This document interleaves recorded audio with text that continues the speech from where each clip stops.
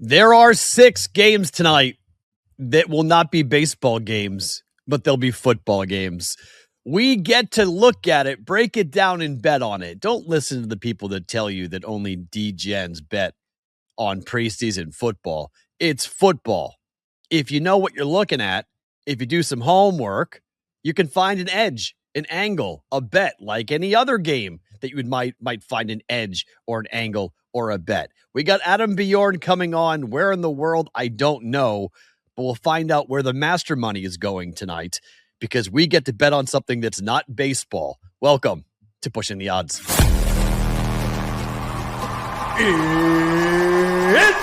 time!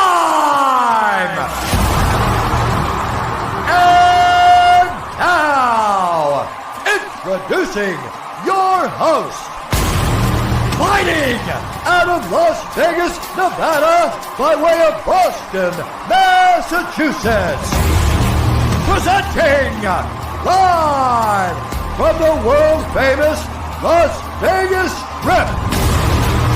It's Pushing the Odds. For guys like me, Las Vegas washes away your sins.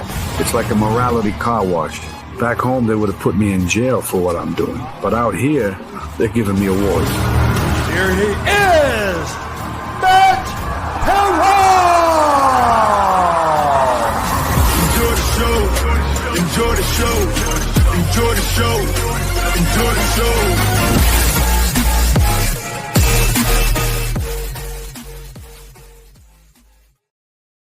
What's up, Brigade? We've made it back to football. Kind of. It's fake football, but it's football nonetheless. We have 6 week 1 preseason games to talk about coming up here for tonight's opening line. We will get into betting angles and storylines for all 6 of the games happening coming up here for tonight. Welcome to a Thursday's episode of Pushing the Odds with Matt Perrault, being brought to you by BetCris Arizona. BetCris Arizona will bring us Adam Bjorn, and we'll get to the master money and where the pros are betting for tonight, because there are some interesting angles and some traditional trends to bet on when it comes to preseason football. The one interesting story on all 6 games is the fact that very few starting quarterbacks, QB1s, are playing tonight. However, Jordan Love is one of them. We'll talk about that. We will do a signature edge play for you and tell you a bit more about our friends who are new sponsors of the program for arbitrage betting. And you can't really arb in preseason, but you kind of can, maybe depending on the book. So we'll talk about that today. Our team of the day, the Denver Broncos. We have been really interestingly stuck here with the West. The Chargers, the Chiefs, and the Broncos pretty much at circa have the same exact odds, 15 or 16 to 1 to win the Super Bowl. That's pretty rare. They're all in the same division, 9.5 or 10.5 wins for all 3 teams. Clearly, you would think that not all 3 could go over 9.5 or 10.5 wins. But let's see how good the AFC West is going to be. The poor Raiders, why I'm wearing the Raiders shirt today, trying to give them some love.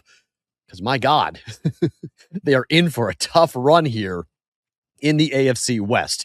Baseball, we'll get into the Red Sox losing, the Rays winning, and the Padres, another walk-off win for San Diego last night.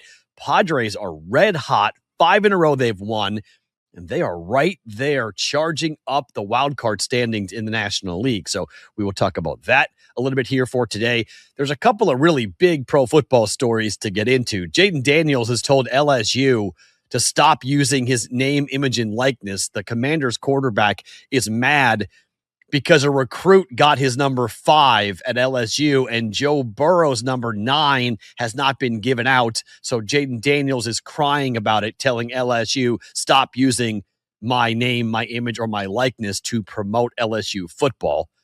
Ridiculous. And there is a hearing going on in Chicago, a press conference, if you will, where Chicago officials, Bears officials, are going to alert the public about what's going on with the Bears. And they might be announcing today that they're moving to Indiana. And they might change the name of the Bears along with it. The Chicago Bears may not be the name of the franchise that plays in that region of the country. Hold on a second. What are we doing? So we'll get to that coming up here because this is getting very real all of a sudden about Chicago, the market, not having an NFL football team. Huh? How is that possible? So we'll do that today. Adam Bjorn coming on in about 10 minutes. Let's start this show with the games tonight. It's the opening line.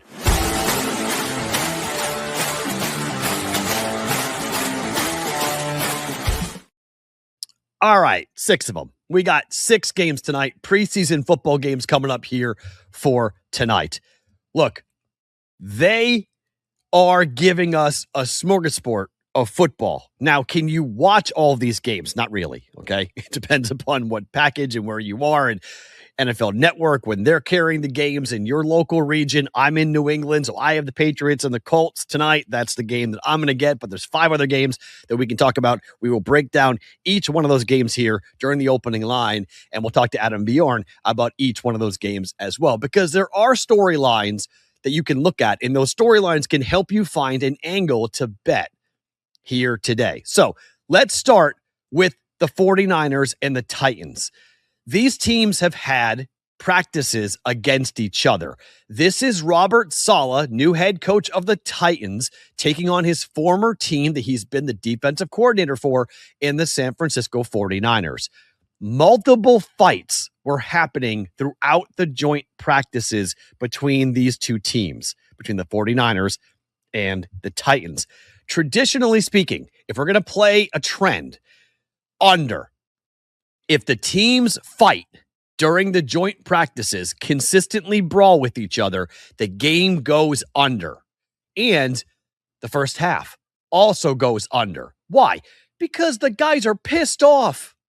They're not happy with each other, and they see the guy that they're fighting with at practice. Now it's a game, and I can light this guy up.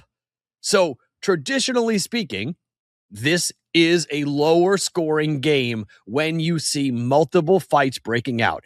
49er offense and the Titan offense, we're not seeing the starting quarterback, so we're not seeing a lot of, first teamers out there playing. So we're going under. Okay? Under for the first game between these two teams. And I think first half under is also a good play here for this. Game number 2 that I want to look at.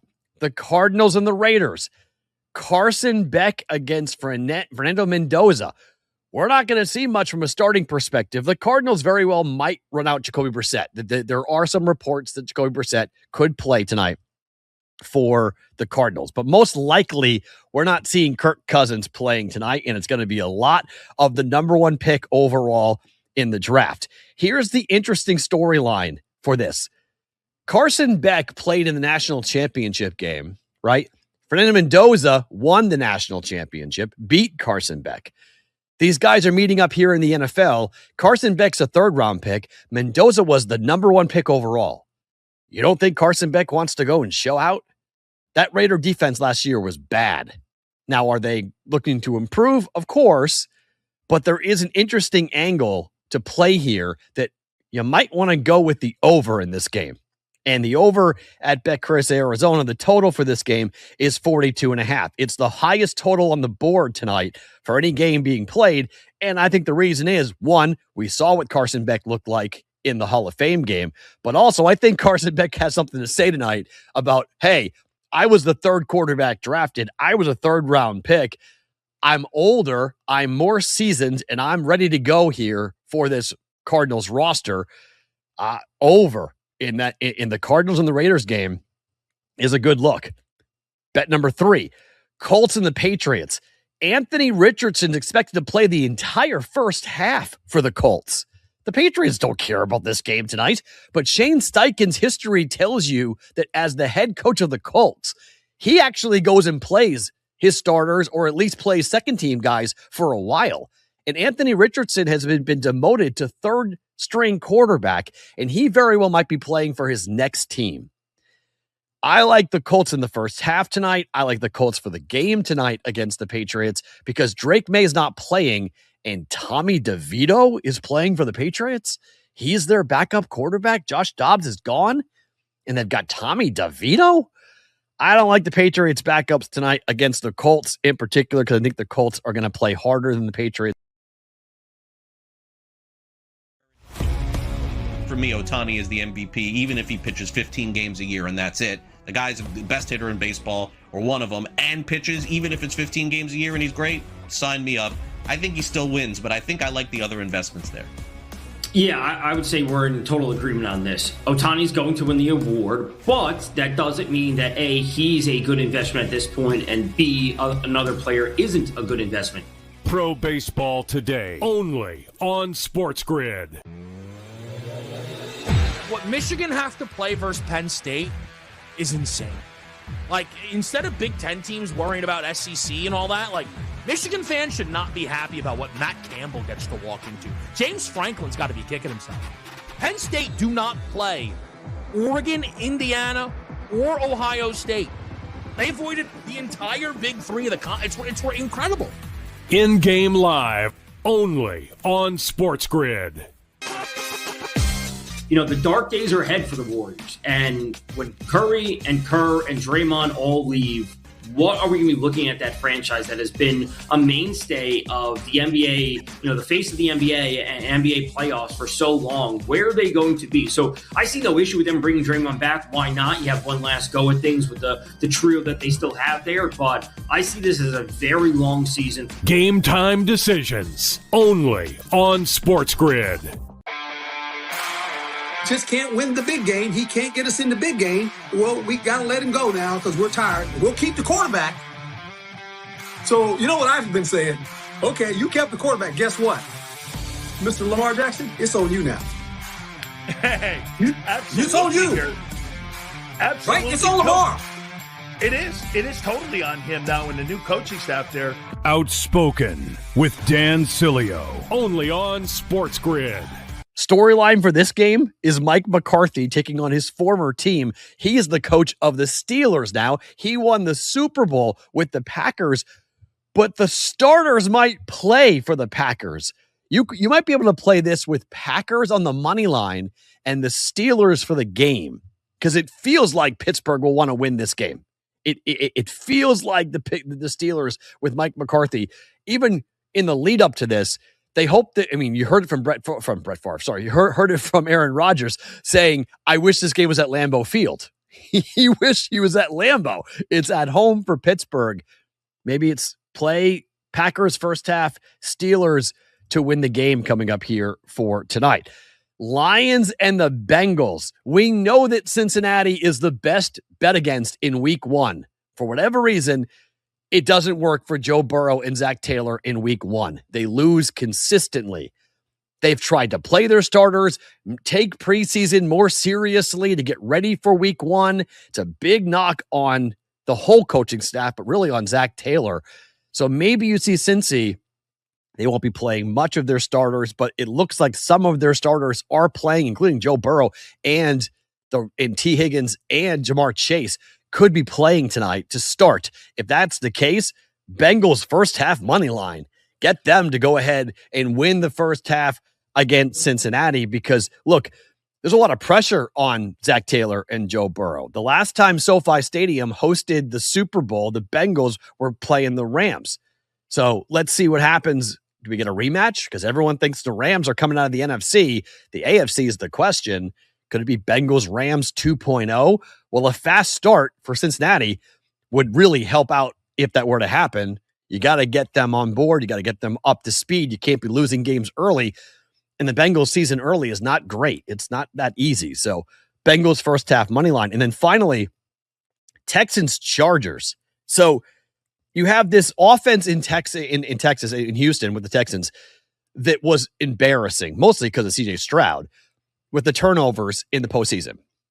A lot of people are wondering, all right, what do the Texans look like? But you have a quarterback battle going on with Mike McDaniel, the new offensive coordinator for the Chargers, in which I think there's something to really bet on here. You have Trey Lance and you have DJ Uiagalelei going after with the Chargers. The Texans don't care. It's plus 1.5 for the Chargers here tonight at BetCris Arizona. You can look at it. I like the Chargers plus the points. I like the Chargers on the money line. I think LA goes in there. It's a Harbaugh coach team. I mean, what do the Harbaughs do in the postseason? They win. They win for whatever reason. They win. They go and play hard and they win.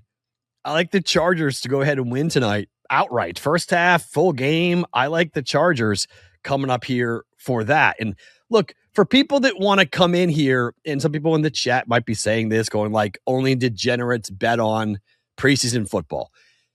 Betting on preseason football is no different than betting on anything else. Do your damn homework. Okay? If you do your homework and you look at the game, you look at who's playing, you can handicap what starter you like more than the other, look at the coaches, look at their history, and look at trends. It's the same thing you're going to do with a baseball game for tonight, right? We're betting on human beings doing things that we are predicting them to do. That's really hard. So just because it's not your superstars playing tonight in the full game, you don't get Joe Burrow for 4 quarters tonight. Well, do some reading, do some research, look at how the coaches have handled it in the past. Look at guys like Shane Steichen, who's averaging about 25 points per game as the head coach of the Colts per preseason game. Look at, on Saturday when John Harbaugh is playing he's coaching the Giants. The guy is like 47-10 in preseason football games. Like, it's ridiculous. It's like an automatic bet the Giants on Saturday, right? What does his brother do? Well, they're from the same cloth, so you would assume that the Chargers tonight are going to play hard against the Texans and try to win tonight. So there is no difference to me. When it comes to wagering, professionals will tell you that there is more money to be made in preseason football than during the regular season because liquidity is not that high, so you can't get down as much, but the inside information is everywhere. Folks that are basically waking up and going, oh, right, it's football season. Let me go bet this. You're walking into a buzzsaw. You got professionals that have been staring at this, board here for tonight, for tomorrow, for weeks. They've been watching, reading, getting ready. So this isn't a great market to bet into as a casual. I'll tell you that. But the books, for the most part, we'll talk to Adam here in 1 second. That's just how we go. In terms of the professionals are gearing up for this. The professionals are going to take your lunch, whether it be prediction markets or sports books or whatever. If you aren't ready for this, look, I'm not saying go and bet your full unit, okay? I'm not saying if you're $100 a game better during the regular season, don't bet $100 tonight, bet half, bet 50. But don't sit there and be one of these people that says, oh, only degens bet this game tonight. Only ridiculous people who have gambling problems bet preseason football. Sorry, that's not true, okay? It's like anything else. Do your homework, do your research, and let's go. Where is he? I have no idea. I can't even go by the backdrop. Where is Adam Bjorn?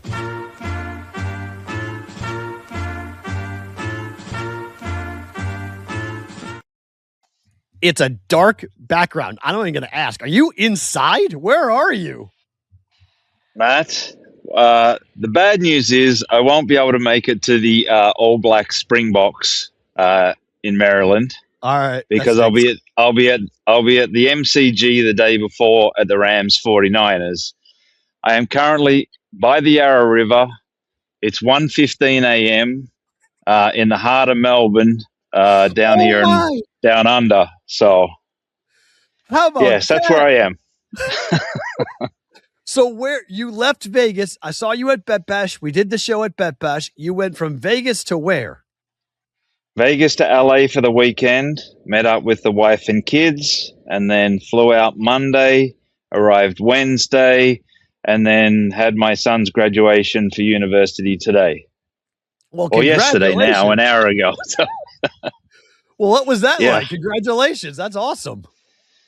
Well, it was, must have been about 200 plus graduating, and very hard to pronounce names. This is a very multicultural country and very getting more so every day, especially when I watched 200 plus names that I couldn't pronounce 90% of them.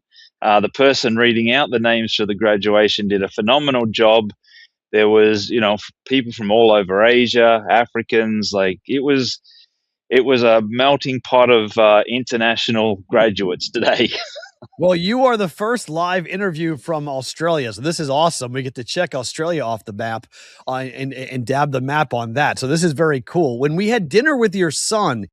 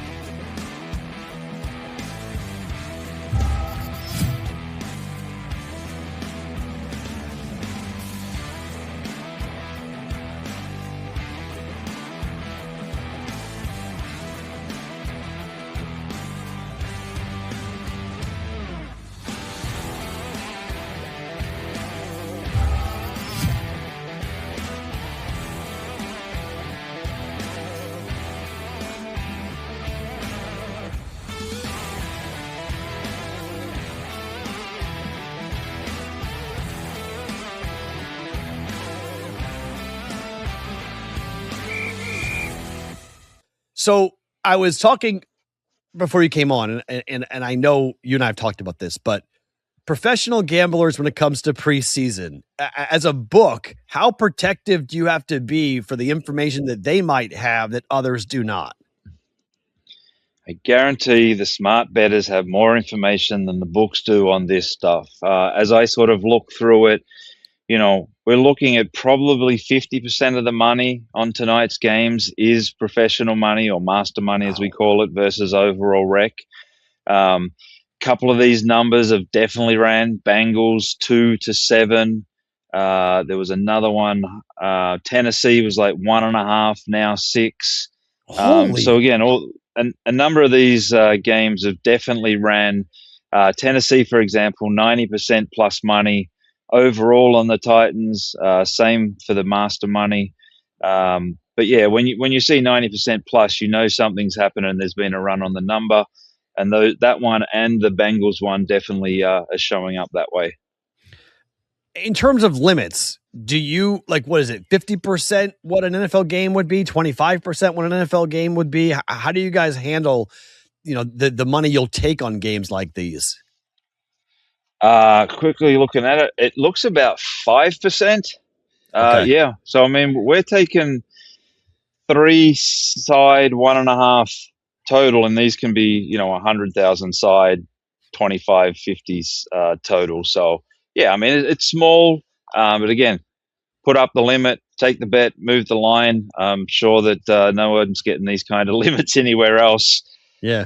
So, yeah, it's preseason. People are going to play it. As you said, do the homework, know what the lineups. These days with, internet, Twitter, and all this other stuff, there's, you've got to kind of weed through what information's real and what's sort of not, and, the back and forth. And that's where some of these games is just wait until the live, get involved once you know what the lineups are, who the quarterback is, and then potentially how many downs and, plays they'll play, and then when they'll be taken out of the game. And you kind of jumped into that. A lot of these coaches, they've been around for a long time. They just do the same thing over and over each year. So, it's just part of playing the game, knowing sort of, not to risk yourself. And yeah, don't blow your whole bankroll on preseason, but, chip around. I mean, watching these games as well, if you're playing it, you really get an idea of some of these players that, are up-and-comers, rookies, players coming back from injury and things like that. And you find some nuggets that you may not have found otherwise. So, yeah, play responsibly for sure on these ones. But, yeah, definitely professionals are involved, and there's still good volume on them. In markets that have teams playing tonight, like Ohio, so the Bengals are playing tonight, or Arizona, the Cardinals are playing tonight.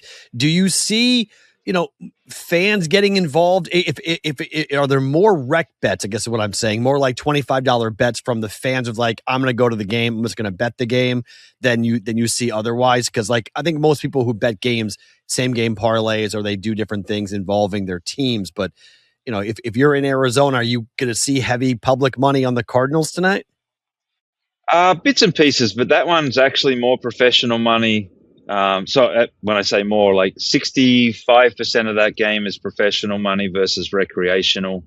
Bengals a little bit different. You got about 37% of the money is master money versus recreational. I mean, it was interesting. You said that, the Bengals have struggled week one in preseason.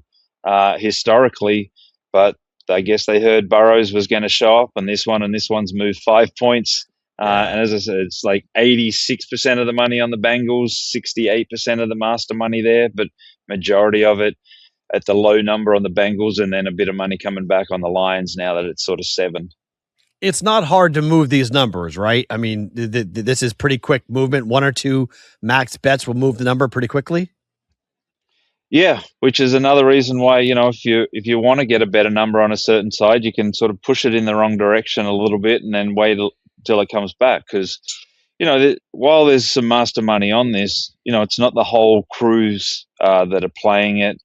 Some of them are still sort of warming up. Some of them push as much on college early on as NFL. So there's definitely some opportunities if you're doing your homework on this and keeping up to date on the information where you can catch some of these numbers early. And if you get in a position and you can play some back and sort of hedge back with a nice middle on it as well.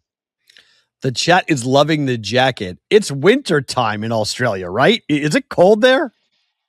It's a little chilly, especially being 1 a.m. or whatnot, but I imagine it's probably around 7 or 8 degrees, which I guess that's like low 40s. Okay, that's cold.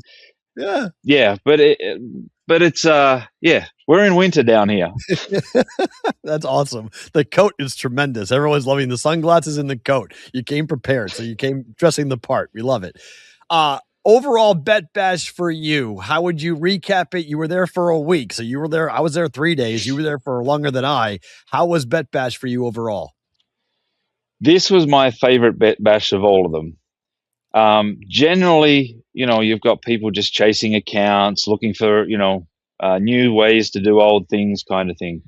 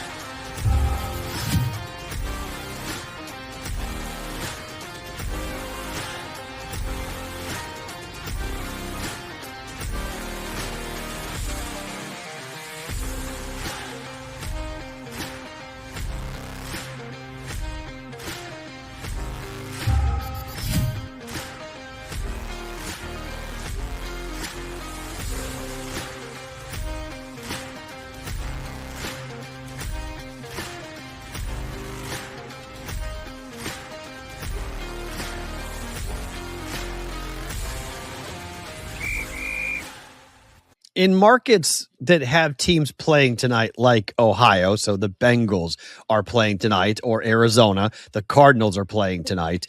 Do you see, fans getting involved? If are there more rec bets? I guess is what I'm saying. More like $25 bets from the fans of like, I'm going to go to the game, I'm just going to bet the game. Than you see otherwise, because like I think most people who bet games, same game parlays, or they do different things involving their teams, but. If you're in Arizona, are you going to see heavy public money on the Cardinals tonight? Bits and pieces, but that one's actually more professional money. When I say more, like 65% of that game is professional money versus recreational. Bengals a little bit different. You got about 37% of the money is master money versus recreational. I mean, it was interesting. You said that, the Bengals have struggled week one in preseason historically, but I guess they heard Burrows was going to show up, and this one's moved 5 points. And as I said, it's like 86% of the money on the Bengals, 68% of the master money there, but majority of it at the low number on the Bengals, and then a bit of money coming back on the Lions now that it's sort of 7. It's not hard to move these numbers, right? I mean, this is pretty quick movement. One or two max bets will move the number pretty quickly. Yeah, which is another reason why, if you want to get a better number on a certain side, you can sort of push it in the wrong direction a little bit and then wait till it comes back. Because, while there's some master money on this, it's not the whole crews that are playing it. Some of them are still sort of warming up. Some of them push as much on college early on as NFL. So there's definitely some opportunities if you're doing your homework on this and keeping up to date on the information where you can catch some of these numbers early. And if you get in a position and you can play some back and sort of hedge back with a nice middle on it as well. The chat is loving the jacket. It's winter time in Australia, right? Is it cold there? It's a little chilly, especially being 1 a.m. or whatnot, but I imagine it's probably around 7 or 8 degrees, which I guess that's like low 40s. Okay, that's cold. Yeah. Yeah, but it's we're in winter down here. That's awesome. The coat is tremendous. Everyone's loving the sunglasses and the coat. You came prepared, so you came dressing the part. We love it. Overall bet bash for you. How would you recap it? You were there for a week, so you were there. I was there 3 days. You were there for longer than I. How was bet bash for you overall? This was my favorite bet bash of all of them. Generally, you've got people just chasing accounts, looking for, new ways to do old things kind of thing.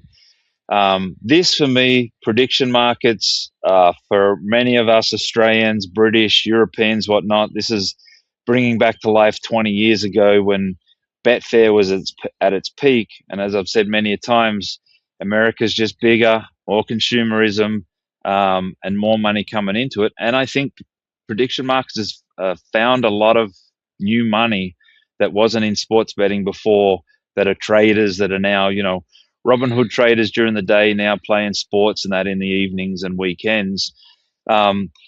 The average age was probably under 24 if we put a line on the over-under, so it was definitely a new crowd, new group. And the best thing that I found was, a lot of smart people, a lot of technical-driven people, not a lick of traders really amongst them. So it was kind of finding a lot of gaps where I would slot into nicely.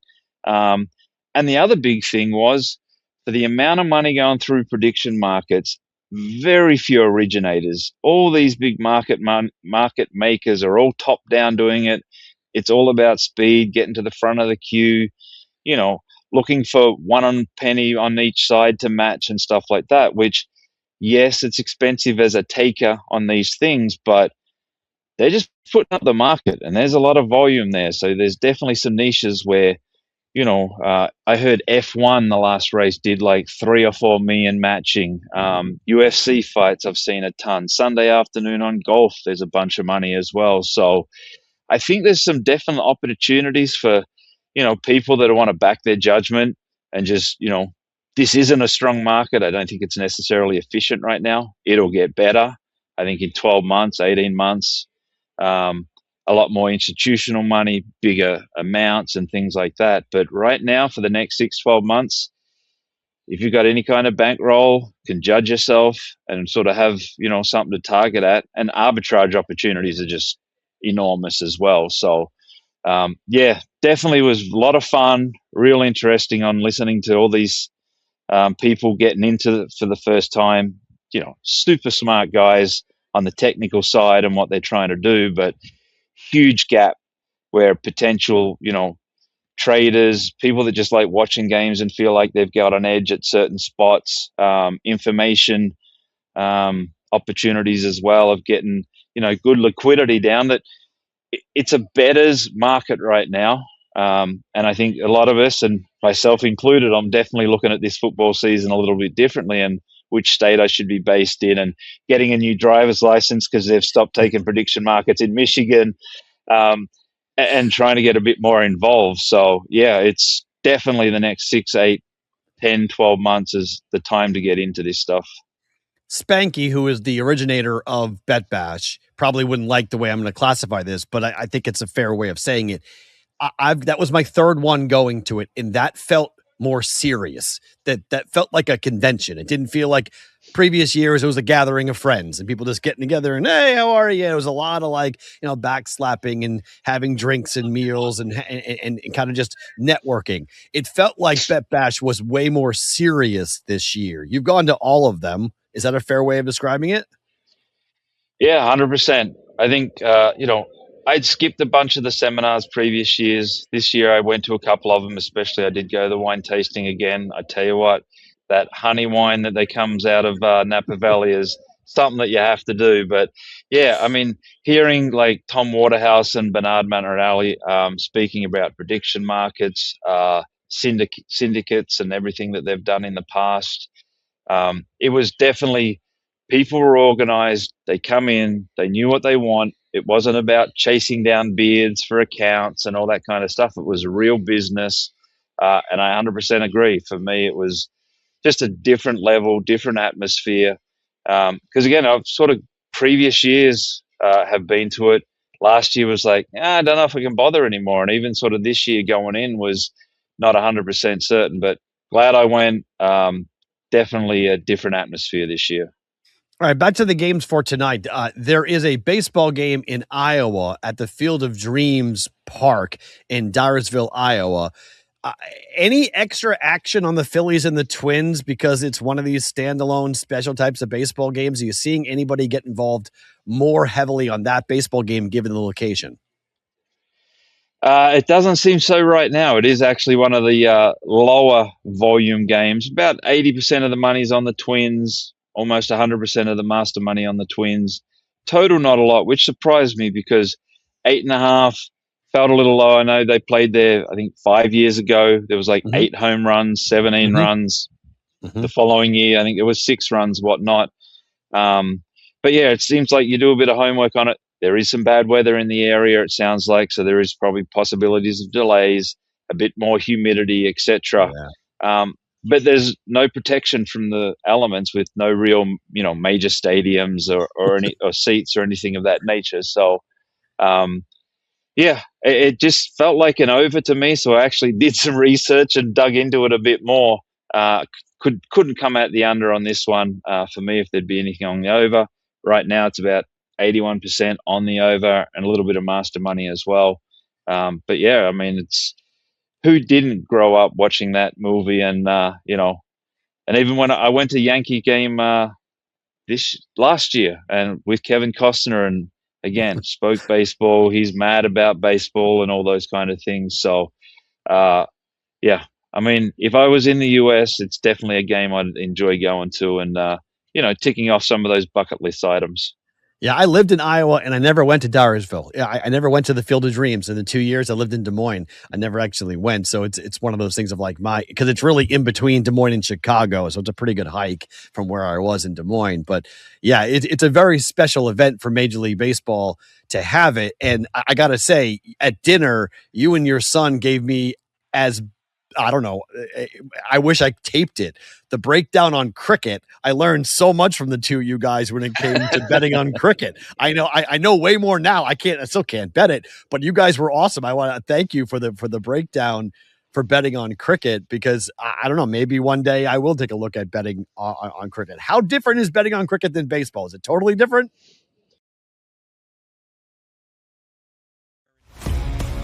for me, Ohtani is the MVP, even if he pitches 15 games a year and that's it. The guy's the best hitter in baseball, or one of them, and pitches, even if it's 15 games a year and he's great, sign me up.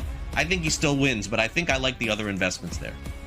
Yeah, I would say we're in total agreement on this. Ohtani's going to win the award, but that doesn't mean that A, he's a good investment at this point, and B, another player isn't a good investment. Pro Baseball Today, only on SportsGrid. What Michigan have to play versus Penn State is insane. Like, instead of Big Ten teams worrying about SEC and all that, like, Michigan fans should not be happy about what Matt Campbell gets to walk into. James Franklin's got to be kicking himself. Penn State do not play Oregon, Indiana, or Ohio State. They avoided the entire Big Three of the it's incredible.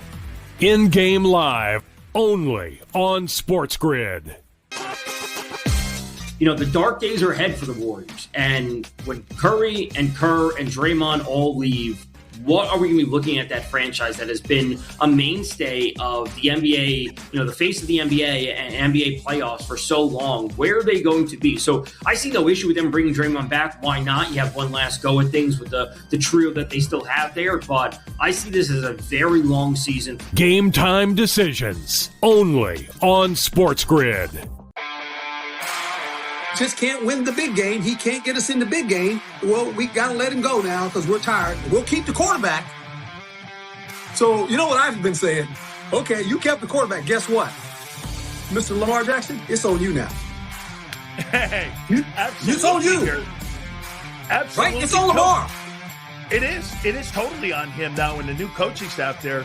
Outspoken with Dan Cilio, only on SportsGrid.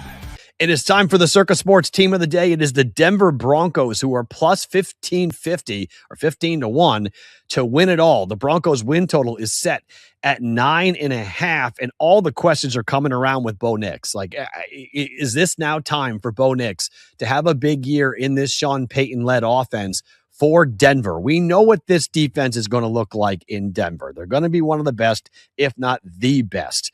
They're going to be a problem. The Chargers, the Chiefs, and the Broncos, their odds are all pretty much the same to win the Super Bowl. 9.5 wins for Denver, 9.5 wins for the Chargers.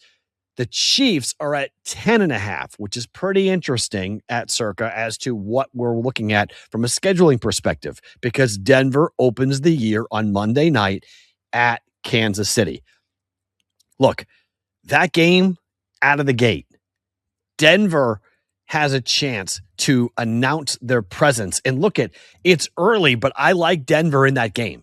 And it's Mahomes on his, the first game since blowing his knee out from an ACL perspective.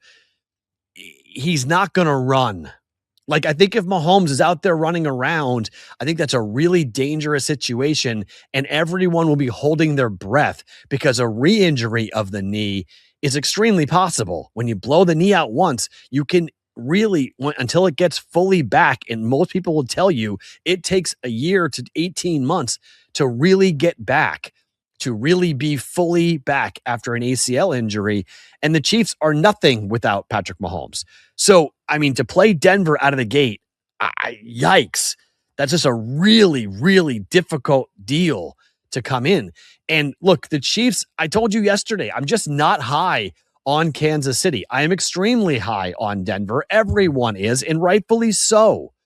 I think this offense, as long as Bo Nix can play within the offense and not do crazy things and throw picks, Denver should win that game. Monday night, standalone, Denver should win that game.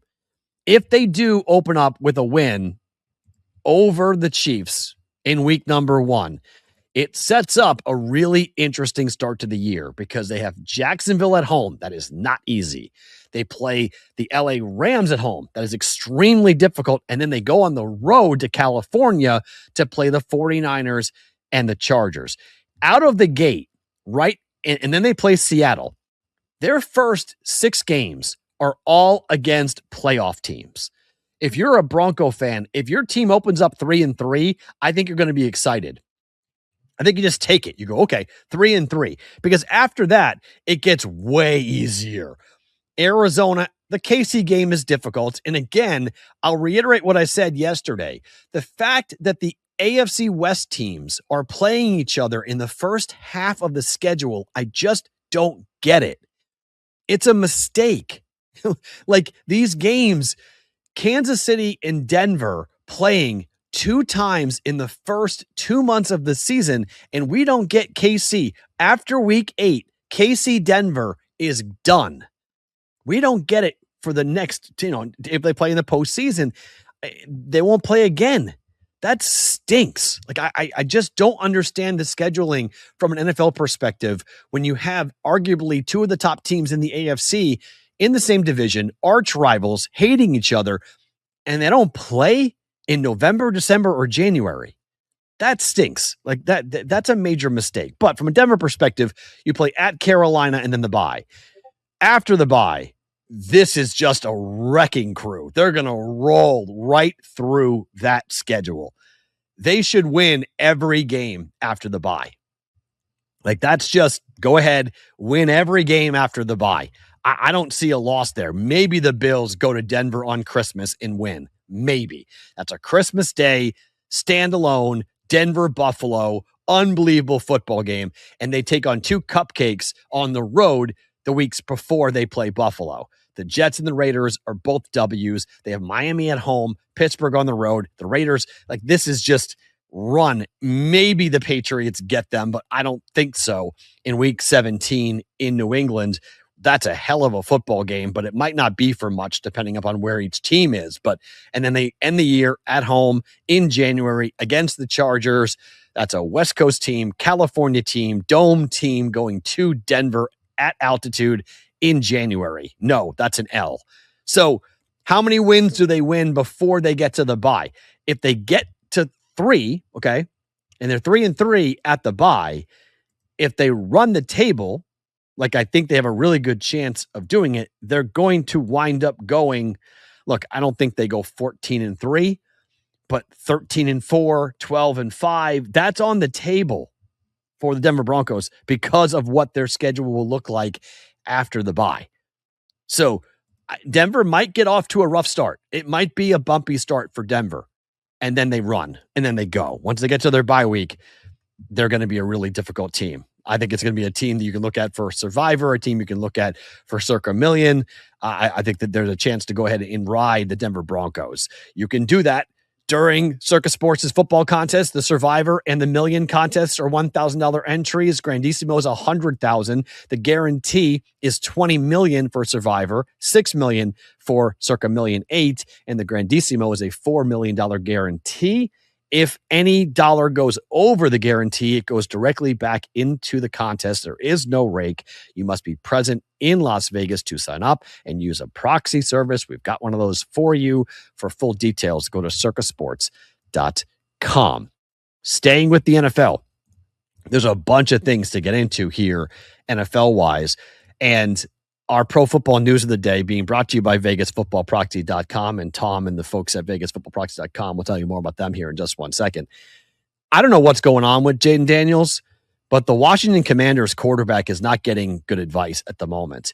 So this story came out today where an attorney representing Jayden Daniels has informed LSU that they are no longer allowed to use his name, image, or likeness because they gave away his number 5 jersey number to DJ Pickett, a highly touted cornerback who they picked up in the offseason. The previous staff promised him the number 5 if he transferred to LSU. So Lane Kiffin honored it and decided that DJ Pickett can wear number 5. Because of that, and because Joe Burrow's number 9 is off limits, we now have seen Jayden Daniels fighting with LSU, telling them, you cannot use my name, image, and likeness at all to promote LSU.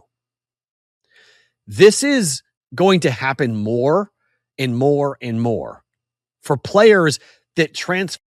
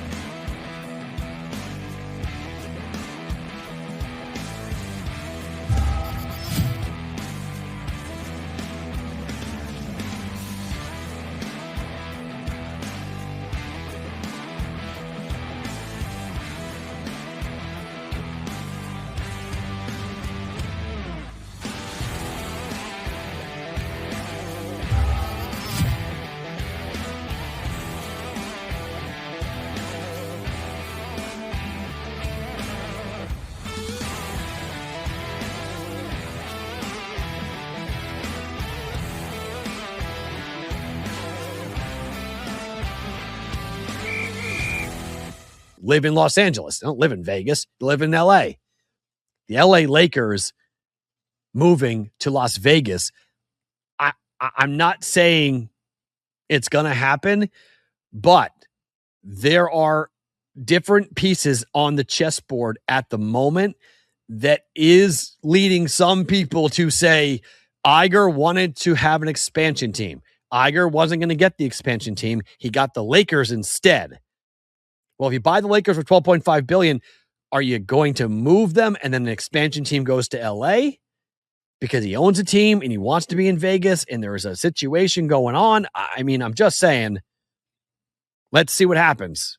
But there are some really interesting rumors flying around about the Vegas market, about the Lakers, about what this deal does, about the Lakers being sold, about what this could mean for the Vegas NBA franchise and whether there's going to be expansion or not, because it's taken a long time. We've been hearing about Vegas expansion forever, and we haven't heard about ownership. We haven't heard about, any shovels in ground to build the new stadium or for for the Foley family to potentially have ownership. Bill Foley wants the team. He wants to own the Lakers, wants to own the expansion team and have them play at T-Mobile.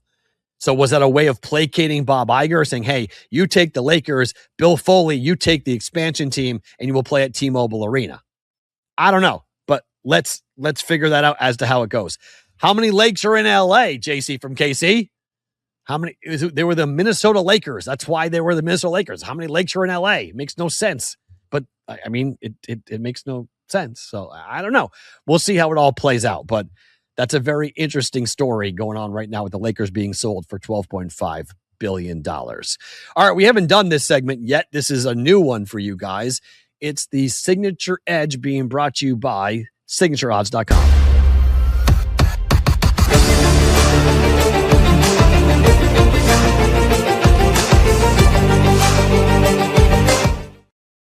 We talked to Luca on the show on Mondays. The Signature Odds and the Signature Edge. This is an offer that they are giving to you guys right now to join for the first 30 days. Your first month of being a subscriber to Signature Odds is $1. What do? They are looking at sports fans and trying to give you money-making opportunities through arbitrage betting. Okay? They break it down. They're going to teach you how to do this. This is not a platform where they hand it over to you and say, here, go use it. No, there's going to be hands-on training onto how to use it, when to use it, and where to use it. This is actionable information that is easy to grasp and basic plays. It's about education, precision, and persistence. This is not about luck or how much football knowledge you have or how great you are at handicapping pitchers. This is a math equation that Signature Odds is trying to solve for you. What does it look like? You might go, well, Matt, what does it look like? Well, here's what it looks like, okay?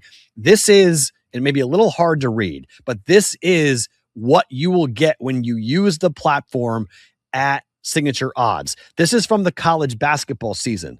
But what it is, it's a total in different sides, but a lot of it in totals where you have a game in which one side, the total is 146.5. One book is at the over at plus 150. One book is with the under at minus 110. It tells you how much to bet on either side and what your guaranteed profit is going to be. Okay? You bet $1,000 on one side, you bet $763 on the other, you're guaranteed to make $145. It doesn't matter who wins. It doesn't matter if it goes over. It doesn't matter if it goes under. You've bet both sides at two different books. And it's not just some books that aren't available. There's DraftKings and MGM and different books as it goes through, and you can set which books and they can explain how to do all of that. So what are you going to do? You're going to go to signatureodds.com/pushingtheodds. signatureodds.com/pushingtheodds. You spell that out, and that will take you to a form to fill out, and you will get $1. You'll spend $1 on this to get a month with signatureodds.com for the Signature Edge.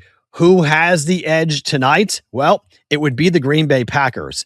The Green Bay Packers are going to start Jordan Love tonight. The backups are playing for the Steelers. So if you're looking for an early game edge tonight here, the edge tonight goes to the Packers. Does it mean they win the game? No, but it might be something to look at from a first quarter or a first half perspective because Matt LaFleur's offense is going to be on the field with Jordan Love against the backups for the Pittsburgh Steelers. The team that has the early edge for tonight, the Green Bay Packers up against the Pittsburgh Steelers. So we got a bunch of stuff coming up during bonus time that I want to get into, including bets that I have for tonight's games. We talked about a lot of them, but I'll just remind you coming up for the bets. Also, my favorite thing about today as well. So if you're with us live on Sports, or if you're watching on the replay on SportsGrid, thank you for being here. We're back tomorrow on Friday with Tom and our friends from VegasFootballProxy.com. If you guys are on the live side of things on X or YouTube, don't move. Bonus time starts now.